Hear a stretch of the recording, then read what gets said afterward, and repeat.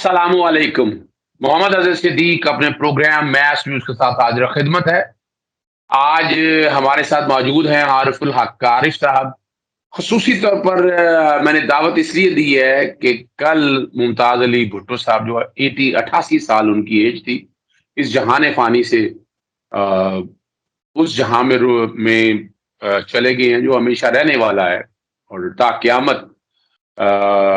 سب جو ہم نے پڑھا ہے، جو ہم نے دیکھا ہے، جو قرآن مجید یا رسول کریم صلی اللہ علیہ وسلم کی سنت کے حوالے سے چیزیں ہمارے پاس بڑی کلیئرٹی، یہ تو یعنی فانی دنیا ہے، کچھ وقت کے لیے وقت گزارنا، یا انبیاء کرام لاکھوں سال پہلے، یا آپ کہہ دیں کہ کتنے سال پہلے، لاکھوں سال نہ بھی کہیں، چلیں ہم جتنا بھی سال کہہ دیں، 1,24,000 پیغمبر اور آقا دو جہاں حضور نبی کریم صلی اللہ علیہ وسلم تقریباً 1450 سال سے زائد عرصہ ہو گیا، جہاں سے سب چلے گئے عالم ارواح میں، یا وہاں آپ جہاں تک انبیاء کرام اور آقا دو جہاں حضور نبی کریم صلی اللہ علیہ وسلم کا ذکر کرنا ہے، تو وہ تو بالکل ہی علیحدہ سے ہے، ہم تو ان کی خاک کے برابر بھی نہیں۔ میں بات کر رہا ہوں ایک عام آدمی کی حیثیت سے، کہ ہمیں بھی وہاں جا کے سوال و جواب ہونے، تو اسی لیے کوشش کرتے ہیں کہ جو رب نے دی ہوئی چیزیں ہیں، جو رب کا دیا ہوا راستہ ہے، اس کو چل سکیں۔ ہم کوشش یہی کر رہے ہیں۔ اب ممتاز علی بھٹو صاحب کا ایک عہد گزرا ہے پاکستان کی سیاست کے اوپر بھی، اور خاص طور پر سندھ کی سیاست میں، اور عارف الحق سے بہتر کون ہمیں بتا سکتا ہے کہ ان کی سیاست کی بلوغت کہہ دیں، کیا شروع کے جو دن تھے ان کی سیاست کے، وہ سارے انہی کے سامنے گزرے ہوئے ہیں، اور انہیں بہت کچھ چیزیں پتہ ہے۔ عارف الحق صاحب، آپ تک بہرحال افسوس کا اور دکھ کا مقام ہے، ہر ایک نے چلے جانا ہے۔ ممتاز بھٹو صاحب کے حوالے سے اور پیر پگارا صاحب سے اگر جو کہ میرا خیال ہے تعلق کافی تھا، میں چونکہ اس تاریخ پرانی کو نہیں جانتا، وہ آپ بہتر سمجھتے ہیں، آپ خود ہی بتائیے گا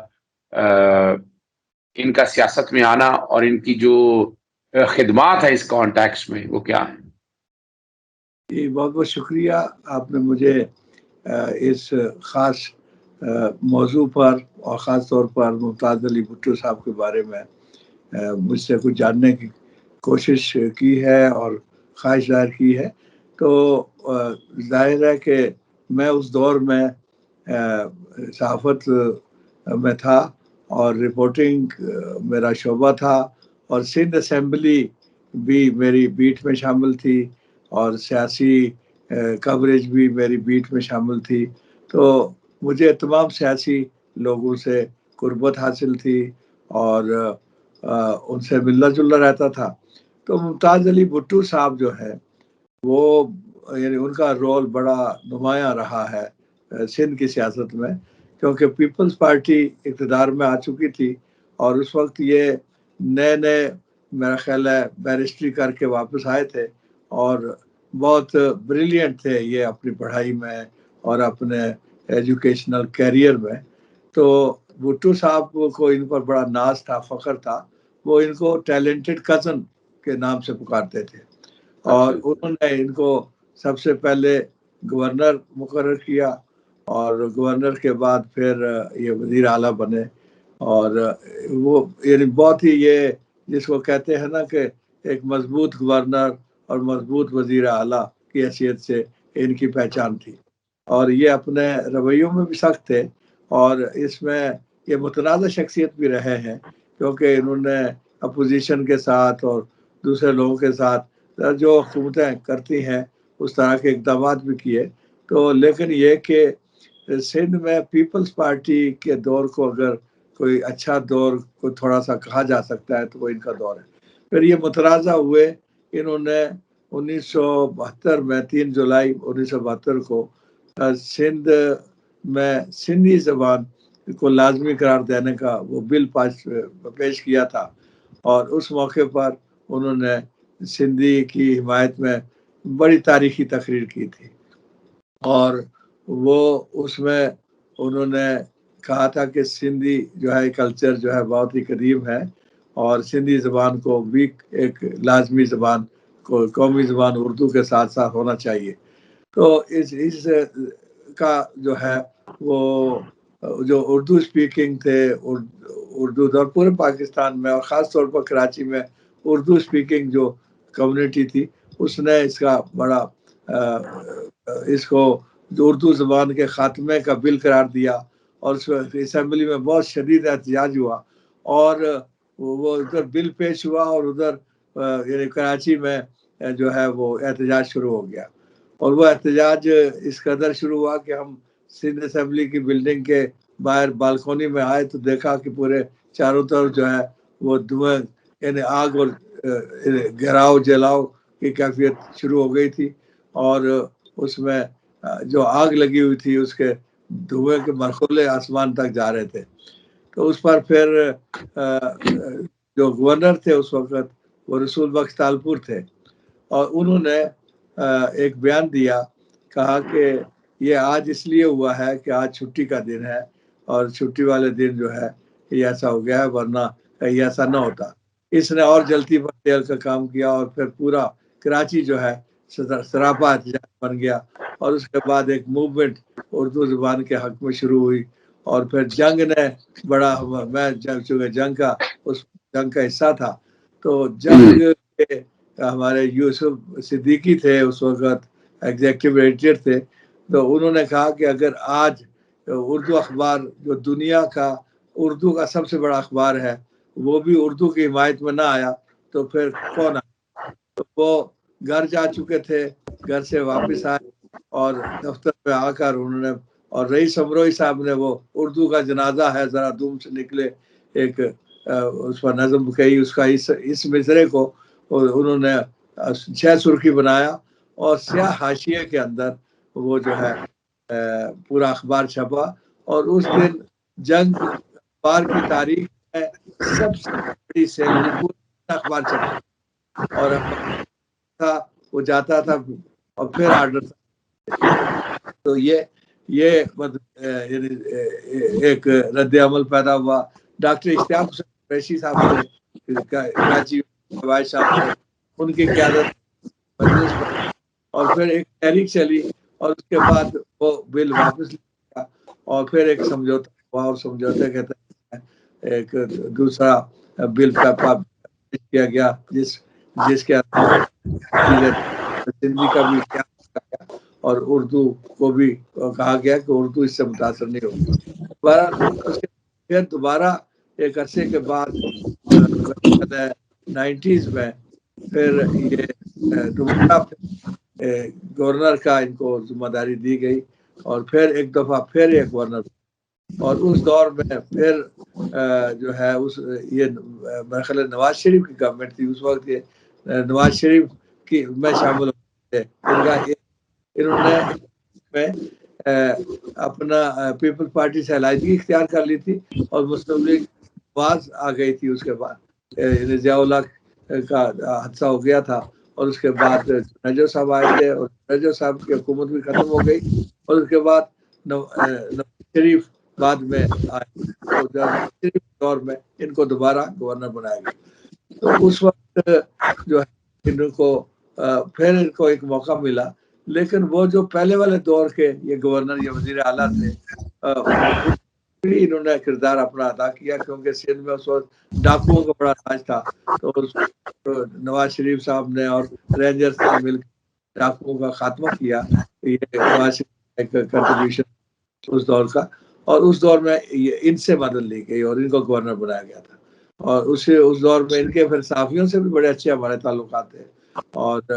اس موقع پر انہوں نے صحافیوں کو آکس بے میں پلاٹس بھی دیے رعایتی نرخوں پر. تو یہ ایک دور رہا ہے ان کا اور سندھ کی سیاست میں ان کا رول تھا. لیکن جب انہوں نے یہ سندھ فرنٹ بنایا اس کے بعد سے 1-2 سیٹوں کے علاوہ یہ پھر نہیں کر سکے اور مسلم لیگ نواز سے یہ مایوس ہو گئے اور انہوں نے چھوڑ دیا. پھر تحریک انصاف میں یہ شامل ہو گئے اور اپنی پارٹی کو اس میں ضم کر دیا انہوں نے.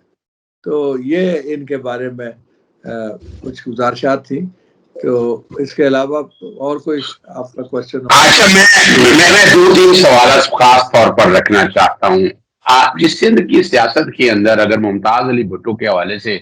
میں باتیں کروں گا ذرا، دیکھیں تعصب پرستی یا ان چیزوں میں نہیں جاؤں گا.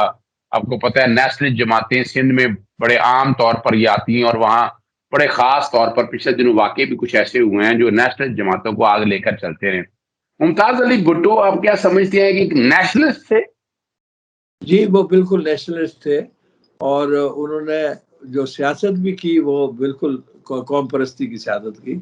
وہ سندھی ازم کے بڑے حامی تھے، اور لیکن وہ کوئی علیحدگی پسند نیشنلسٹ نہیں تھے. وہ پاکستان کی فیڈریشن پر یقین رکھتے تھے، اور اسی کے ساتھ اس کے اندر اپنا کردار سندھ کا چاہتے تھے، زبان کا کردار بھی چاہتے تھے. اسی لیے وہ بل بھی لائے تھے اس موقع پر. لیکن یہ کہ وہ یعنی ان کے اوپر یہ نہیں کہا جا سکتا کہ وہ پاکستان کی فیڈریشن کے خلاف کبھی رہے ہوں. اس میں ان کا بڑا مثبت کردار تھا. اچھا، میں ایک بات اور میں آپ سے پوچھنا چاہوں گا، یعنی میں کوئی تاریخ کے جھروکوں کے حوالے سے، جب یہ پہلے یعنی بھٹو صاحب بڑا اعتماد کرتے تھے، بہت قریبی تھے، تو کیا ضیاء الحق کے دور میں ان پہ بھی کوئی مشکل وقت آیا ممتاز علی بھٹو پہ، یا یہ بھی کنارہ کشی اختیار کر لی تھی انہوں نے اس دور میں؟ نہیں، یہ آپ کا بڑا اچھا سوال ہے، اور اس کا میرا خیال ہے جب ہم ایک اور ایپیسوڈ میں ذکر کریں گے MRD کا، تو اس میں یہ آئے گا، کیونکہ ان کا شمار بھی انکلز میں ہوتا ہے. تو پھر وہ اچھا جو انکل سے بے نظیر کے ان کا کیا کردار ہے وہ بڑا دلچسپ ہے. تو اس موقع پر ذکر کریں گے انشاءاللہ. اچھا چلے اب ہم یہ والا ناظرین آپ کے لیے یہ والا جو ہے نا ٹاپک خاص طور پر، چونکہ تاریخ کے جھروکوں سے یہ تو تاریخ مرتب ہو رہی ہے ہمارے پروگرام میں نا، کچھ تاریخ مرتب کرنے کا عارف الحق عارف صاحب کے ساتھ ہم نے ایک سلسلہ شروع کیا ہوا ہے جو تاریخ کے جھروکوں میں حوالے سے. اچھا، آخری سوال میں آپ سے یہ پوچھوں گا، 2 دفعہ یہ گورنر رہے، اور اب ابھی تو گورنر آپ کو پتا ہے 18ویں ترمیم کے بعد گورنر کی حیثیت تو بڑی کوئی نہیں کی ہے. جب یہ گورنر تھے تو کیا یہ فیصلہ سازی میں ان کے کوئی اچھے کام تھے، کوئی یعنی جب تعریف کے لائق میں کہہ سکوں؟ نہیں، گورنر دیکھیے، گورنر تو ویسے تو برائے نام ہوتا ہے، لیکن پرسنالٹی پر ہوتا ہے. پرسنالٹی کلٹ جو ہے جس کو کہتے ہیں، کہ وہ جو بھی آدمی آتا ہے، وہ اگر اس کو آئینی طور پر اختیارات نہ بھی ہوں اور وہ مضبوط شخصیت کا حامل ہو، تو وہ اس موقع پر بھی اپنے کام کر جاتا ہے. تو یہ ویسی شخصیت ہے، کیونکہ یہ جب گورنر تھے ان کو لایا اس وقت اسی لیے تھا. اس وقت ان کو اسی لیے لایا گیا تھا کہ یہ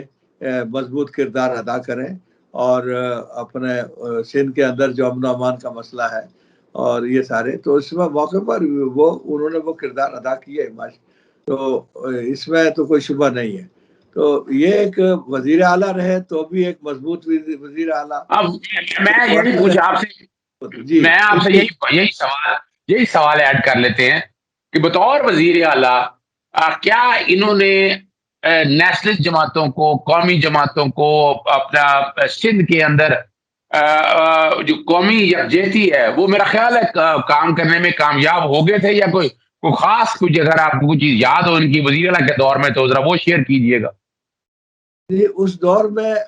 جو قوم پرست جماعتیں تھیں ان کو انہوں نے کوئی آگے پاکستان مخالف اقدامات کرنے سے روکا. ان کو مارجنلائز کیا. انہوں نے ان کو ساتھ چلے، اور انہوں نے کہا کہ آپ وہ پالیسیاں اختیار نہ کریں جو پاکستان کے خلاف ہیں. تو پاکستان کے فیڈریشن کے لیے ان کے لیے کوئی نرم گوشہ بھی پیدا کیا ان کے اندر. اور یہ ان کا ایک بڑا کردار ہے کہ اگر اس کے بعد یہ ساری جماعتیں، اس میں پلیجو صاحب تھے، اس میں دوسرے جام ساکی تھے اور لوگ تھے، تو ان سب کو انہوں نے آگے نہیں بڑھنے دیا، پاکستان کے خلاف کوئی کام نہیں کرنے دیا، اس سے روکا انہوں نے. بہت شکریہ ممتاز بھٹو صاحب کے حوالے سے ان کے لواحقین سے ہم ہمدردی کا اظہار کرتے ہیں، اور خاص طور پر ان کی مغفرت کے حوالے سے دعاگو ہیں کہ رب پاک آخرت کے راستے آسان کرے ان کے لیے، انہیں جنت الفردوس میں جگہ عطا فرمائے. کوشش کر رہے ہیں کہ آپ تک جو حقائق ہیں جو پاکستانی سیاست کے اندر، جنہوں نے پاکستان سے پیار رہا، یعنی نیشنلسٹ ہونے کے باوجود بھی ممتاز بھٹو صاحب کا کردار آپ کے سامنے ہم نے رکھ دیا کہ انہوں نے پاکستانیت کو فروغ دیا، اور انہوں نے جو سندھ کارڈ کھیلنے والے، ابھی پیپلز پارٹی آپ کے سامنے سندھ کارڈ کھیلنے کا بڑے اکثر بڑا ذکر کرتی رہتی ہے، وہ ان چیزوں سے دور رہے۔ اجازت دیجیے گا، کمنٹ ضرور کیجیے گا، کوئی اور سجیشن آپ کی طرف سے ضرور شیئر کیے جائے گا۔ اگر خاص سوال ہوں عارف اللہ قاری صاحب کے حوالے سے، مختلف پروگراموں میں ہمارے ساتھ رہیں گے۔ ابھی بہرحال اجازت چاہتے ہیں۔ السلام علیکم، اللہ حافظ، پاکستان زندہ باد۔